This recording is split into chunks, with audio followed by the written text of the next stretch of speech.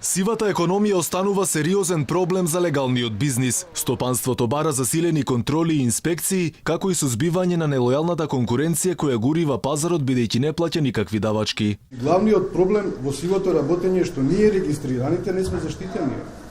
Значи, влагаме, играме некоја игра во која што нема правила. За нас важат правилата, значи ние мора да бидеме регистрирани, ние мора да ги имаме сертификати за работа, плаќаме месечни доприноси и така натаму, додека некој кој што работи на 10-15 метра од нас ослободено си да тие работи. И кој е таа тогаш рамноправност во играва? Дивите работници им го земаат лебот на оние кои легално работат, се жалат регистрираните занетчии. Во секоја населба кај што ќе отидете можете да најдете диво вработени занетчии. А да не збориме за тие што не се видливи, кетари, машини што поправаат, фрижидери што поправаат, тие не можеме бројат, ниту државата ги знае, ниту ние ги знае. Колку сивата економија му штети на бизнисот конкретно? Огром.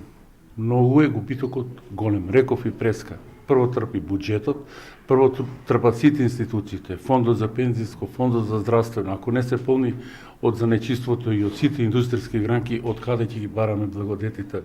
Инспекторите велат дека се постојано на терен и дека казните се движат од 250 евра па нагоре, но проблем бил недостатокот на кадар. Во наредната година од вкупно 20 пазарни инспектори, речиси половина од нив треба да заминат во пензија. Колеги недостасуваат затоа што сме во моментов 20 инспектори, од кои потенцијални пензионери следната година би биле 6-7, така да остануваме многу малци. А надлежностите се големи.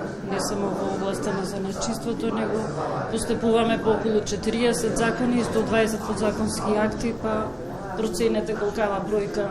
Според процените на сивата економија отпаѓа дури на 20% од вкупните бизнис активности во земјава. Стопанствениците веќе предупредија дека таа дополнително ќе се поттикне со даночната реформа која стартува од 1 јануари 2019 година.